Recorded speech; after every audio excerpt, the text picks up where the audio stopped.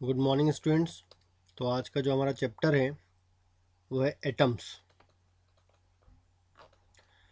अब अगर atom chapter की बात की जाए तो यहाँ पर जनरली हमें एटम्स के बारे में डिस्कस करना होता है। एटम्स को डिफाइन करने के लिए जो डिफरेंट डिफरेंट मॉडल्स थे उनके बारे में डिस्कस करना है। कौन सा मॉडल एक्सेप्ट किया गया, किस मॉडल में क्या ड्रॉबैक्स थे, इन सभी के बारे में हमें यहाँ डिस्कस करना होगा। तो सबसे पहले एटम को डिफाइन करने के लिए जो मॉडल आया था इट इज़ थॉमसन मॉडल। तो सबसे फर्स्ट जो हमारा टॉपिक है एटम को डिफाइन करने के लिए इट इज़ थॉमसन मॉडल।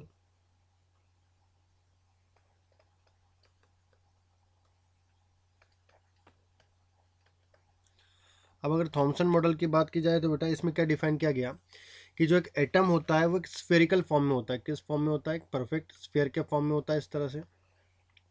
और इस स्फेयर में जो पॉजिटिव चार्ज होता है वो यूनिफॉर्मली डिस्ट्रीब्यूट होता है। Positive charge is distributed uniformly. और एटम इलेक्ट्रिकली न्यूट्रल है।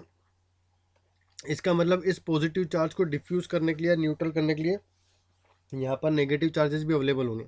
तो यहाँ पर जो नेगेटिव चार्ज होते हैं उसी तरह से प्रेजेंट होते हैं जिस तरह से वाटरमेलन में सीड्स प्रेजेंट होते हैं। और जितना पॉजिटिव चार्ज होता है उतना ही यहाँ पर नेगेटिव चार्ज भी होगा। करेक्ट। जिससे मेरा जो एटम होता है बेटा क्या होता है? इलेक्ट्रिकली न्यूट्रल होता है। तो यहाँ पर एटम को डिफाइन करने के लिए उन्होंने क्या बोला कि एटम एक परफेक्ट स्फीयर के फॉर्म में होता है जिसमें पॉजिटिव चार्ज यूनिफॉर्मली डिस्ट्रीब्यूट होता है। जो नेगेटिव इलेक्ट्रॉन्स होते हैं वो उसी तरह से प्रेजेंट होते हैं जिस तरह से वाटरमेलन में सीड्स प्रेजेंट होते हैं, इसलिए इसको वाटरमेलन मॉडल भी कहा जाता है। ठीक है।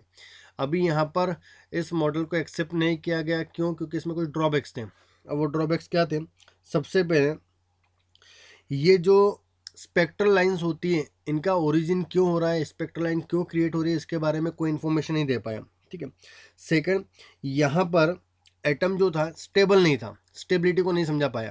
ठीक है। यहाँ पर दो रीज़न थे। सबसे पहला तो एक्सप्लेन नहीं कर पाया कि यहाँ पर स्पेक्ट्रल सीरीज क्यों क्रिएट हो रही है। दूसरा, जब अल्फा पार्टिकल स्कैटरिंग किया गया तो अल्फा पार्टिकल स्कैटरिंग को नहीं समझा पाया कि जो अल्फा पार्टिकल है किस कारण से स्कैटर्ड हो रहे हैं एटम से। तो इसलिए ये जो मॉडल था इसको डिस्कार्ड किया गया। देन फिर जो मॉडल यूज़ किया गया इट इज़ रदरफोर्ड मॉडल। तो सेकंड जो हमें मॉडल यहाँ पर डिस्कस करना है बेटा इट इज़ रदरफोर्ड मॉडल। अब रदरफोर्ड मॉडल क्या होता है, अल्फा स्कैटरिंग एक्सपेरिमेंट क्या होता है, ये हमें डिस्कस करना है। तो हमारा जो टॉपिक आ रहा है it is alpha scattering experiment.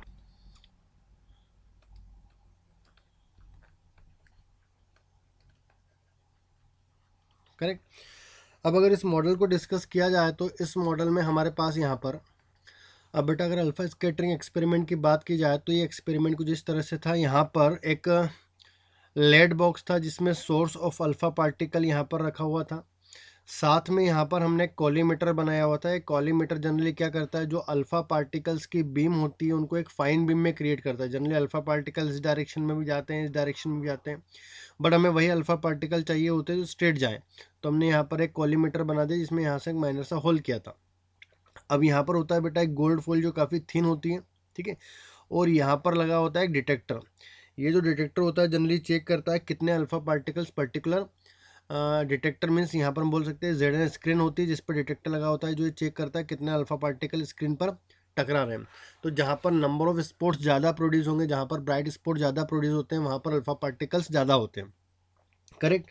तो ये ऑब्जर्व किया गया, इस डायग्राम से हमें पता चल रहा है कि ये ऑब्जर्व किया गया कि जो maximum number of alpha particles होते हैं, अगर आप देखेंगे इसमें तो maximum number of alpha particle जो स्ट्रेट चले गए। इसका मतलब ये हुआ कि जब भी ये अल्फा पार्टिकल एटम से टकराते तो बिना किसी डेविएशन स्ट्रेट चले जाते हैं। कुछ अल्फा पार्टिकल जो थे वो एक स्मॉल एंगल पर डेविएट हुए और बहुत कम अल्फा पार्टिकल्स ऐसे थे जिनका जो डेविएशन था मोर देन 90 डिग्री था। और जितने भी हम अल्फा पार्टिकल इंसिडेंट करते हैं उसमें से लगभग एक या दो अल्फा पार्टिकल जो होते हैं वापस अपने पाथ को रिट्रेस कर लेते हैं।